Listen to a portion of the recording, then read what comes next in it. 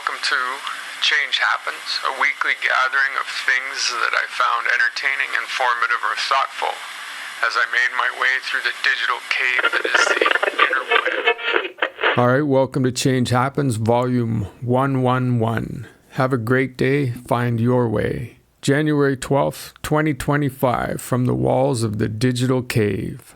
Hi. Does our ability to ignore good advice ever peak? Be kind to yourself, she said. I know I heard her clearly. I had broken some part or another and needed repairs. Should you find yourself on a small island in the middle of nowhere, or even in a vast city in the middle of everywhere, and the briefly visiting fixer-upper of parts speaks, you must listen.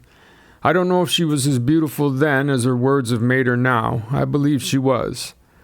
That is how I came to receive the best advice I ever ignored.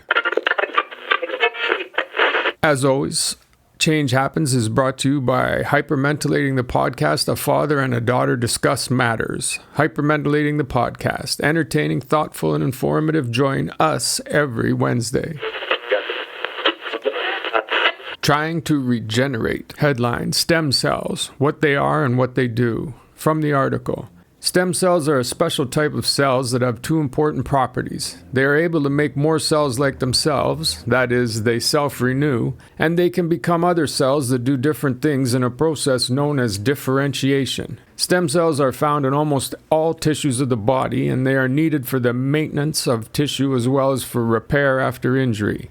There are various types of stem cells. Embryonic stem cells are the most versatile since they can develop into all the cells of the developing fetus. The majority of stem cells in the body have fewer abilities to give rise to cells and may only help maintain and repair the tissues and organs in which they reside. A nicely presented primer on stem cells. If you don't have any understanding of them, this is a good place to start. Modern stem cell research and use has roots back to 1956 and the first bone marrow transplants.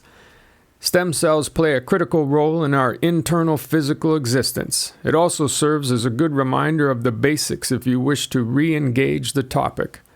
I feel like the use of stem cells has a bit of a mysterious Frankenstein element to it that is misleading. The most effective stem cells are embryonic, usually derived from early-stage embryos taken from in vitro fertilization. This is where it gets controversial, the idea that embryos may be grown for, essentially, parts.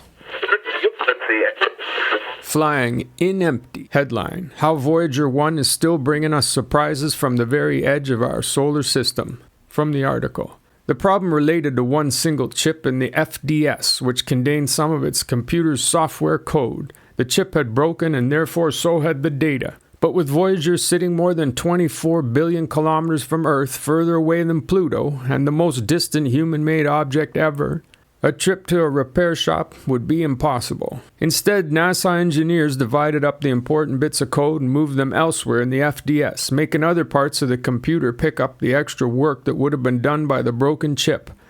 That was a complicated process because it also meant updating all of the spacecraft's code so that it knew where the altered parts of the code had been moved to. Voyager 1 and 2, anyone who has ever closed their eyes and imagined traveling through space has to be interested in this. Voyager 1, famous taker of the pale blue dot picture and the furthest we have by ingenuity and extension ventured beyond our rock. For me, the most mind-bending thing is that it has been moving at 61,000 kilometers per hour, 38,000 miles per hour since 1977, and still won't leave the Oort cloud, our solar neighborhood, for another 30,000 years. We are an unimaginably long way from going anywhere that might be truly inhabitable. Mars bubble aside. Calmly breathing. From the article, the unconscious body or the autonomic nervous system refers to the functions that take place without any thought, such as the heart beating or the stomach digesting food.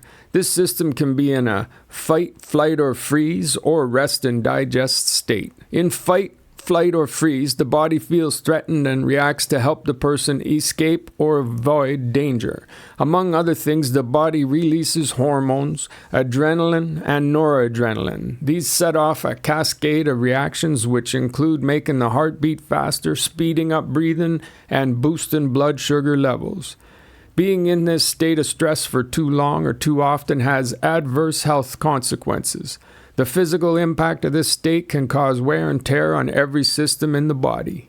A year or so ago, I put in an article on box breathing. I'm including a similar article because it's a fantastically useful tool for alleviating stress in a moment.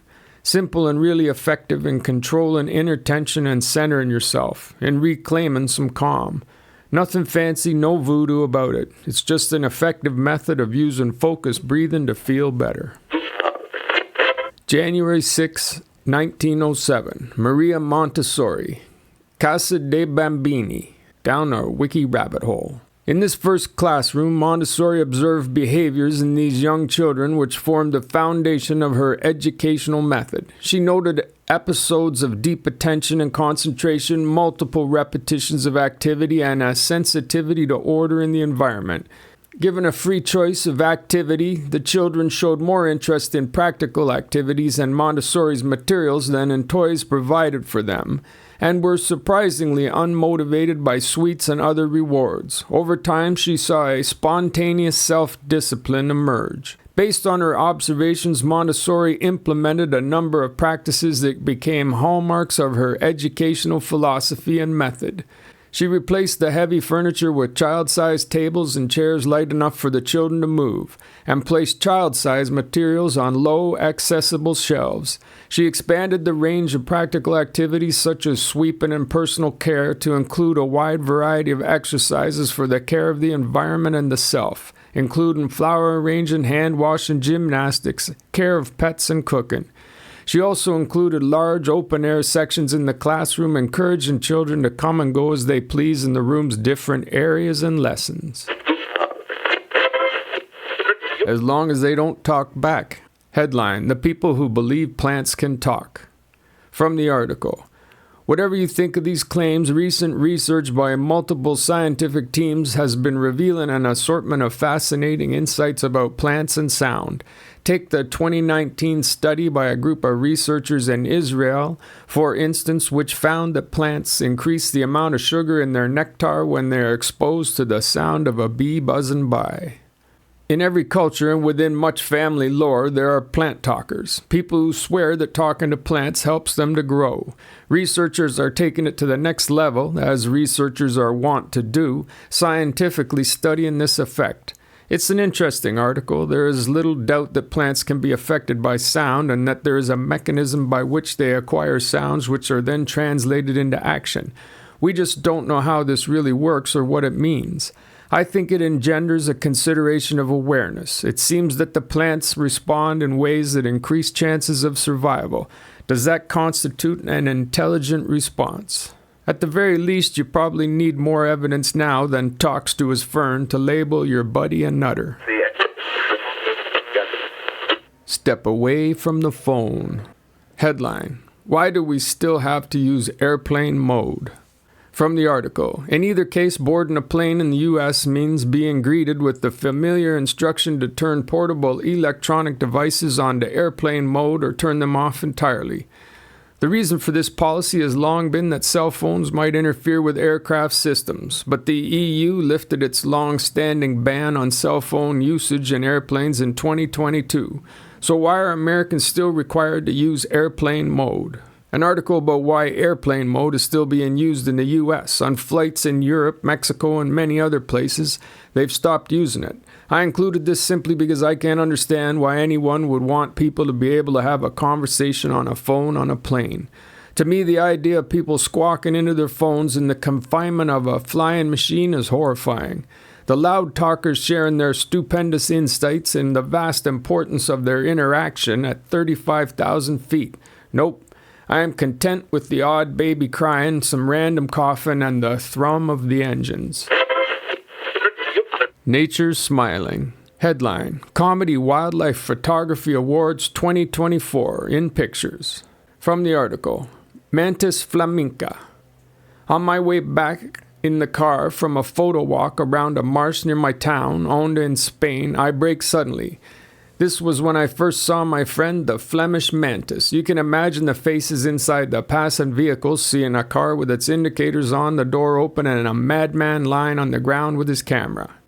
The title's a little misleading. Some of the pictures are definitely funny. The creatures have graciously allowed themselves to be captured in weird poses, but mainly they are just photographs of animals being awesome. Personally, I never get tired of looking at good pictures of nature. In the depths of winter, I finally learned that within me there lay an invincible summer. Albert Camus. All right, that brings us to the end of this Sunday's edition of Change Happens. I look forward to seeing you next week. When we meet again inside the spectacular human repository of everything and nothing, it's your life, you understand.